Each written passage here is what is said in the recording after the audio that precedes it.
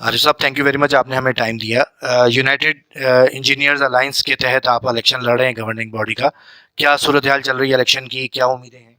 بس یہ کہ پہلی مرتبہ یہ سب یونائٹڈ ہو رہے ہیں. انہوں نے اشفاق صاحب نے پورے پاکستان سے جو خاص لوگ تھے جو درد رکھتے تھے انجینئرس کا، ان کو جمع کیا ہے تاکہ پی ای سی میں ایک چینج لائی جائے، جو اسٹیگننسی ہے وہ ختم کی جائے اور وہاں جو خرچ شاہی ہو رہی ہے اس کو ختم کیا جائے. حالانکہ میں بھی کمیٹیوں میں رہا ہوں پہلے بھی، اور جی بی کا ممبر ایز اے پریزیڈنٹ اے سی پی رہا ہوں، اور میں اس کی آواز اکیلا اٹھاتا تھا وہاں، اور اسی وجہ سے ان کو جوائن کیا کہ انہوں نے سیم آواز یہاں اٹھائی ہے کہ بھئی وہاں جو ہے نا ہوٹلوں میں، بڑی ہوٹلوں میں رہنے کا سسٹم ختم کیا جائے، اور کہتے ہیں دوسرے جو اخراجات جو ہیں ان کو کم کر کے فیسیں کم کی جائیں، کانٹریکٹرز کی، انجینئرس کی، کنسلٹنٹس کی، کیونکہ انہوں نے جو ہے نا 10-12 سال میں جو بھی آیا انہوں نے تقریباً 4 فولڈ 5 فولڈ بڑھا دیے نا، اور کہتے ہیں ایسے وہ کیے کہ بجائے آگے بڑھنے کے پیچھے کی طرف جا رہے ہیں.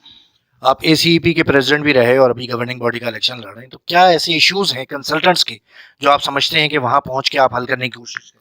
دیکھیے کنسلٹنٹس کے جو ہم نے بائی لاز، میں نے آج سے 10 سال پہلے میں عثمانی صاحب مرحوم جب زندہ تھے ہمارے پریزیڈنٹ تھے، تو ان کے ساتھ میں کمیٹی میں تھا.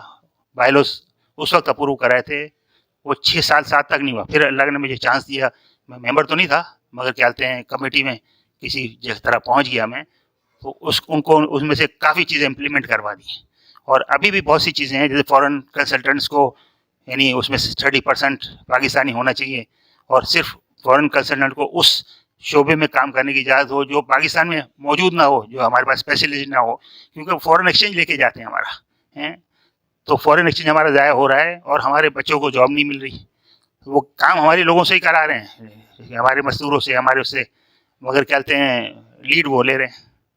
تو اس کے لیے ابھی فائٹ کر رہے ہیں ہم کہ ہمارے کنسلٹنٹس کو بھی، ہمارے کانٹریکٹرس کو چانس ملنا چاہیے پہلے، بعد میں غیر ملکیوں کو دینا چاہیے. پروفیشن میں دیکھتے ہیں کنسلٹنٹس اور کانٹریکٹرز آپس میں بڑے کام کے دوران کر رہے ہوتے ہیں، اختلافات بھی ہو رہے ہوتے ہیں اور کام بھی ساتھ کر رہے ہوتے ہیں. یہاں پہ آپ سیاست میں ساتھ ملے، اس کی کیا وجہ ہے؟ نہیں، وہ تو اختلافات کبھی بھی نہیں ہوتے کنسلٹنٹ کانٹریکٹر کے.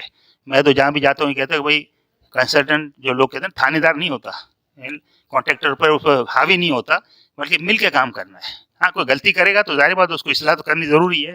یہاں بھی کوئی غلطی کریں گے، اگر نہیں ہوگا جیسے اشفاق صاحب نے خود کہا نا 3 مہینے میں نہیں کروں گا، تو ہم چھوڑ تو نہیں سکتے جی بھی ممبر بن کے، مگر کم سے کم رو تو سکتے ہیں. Thank you very much sir.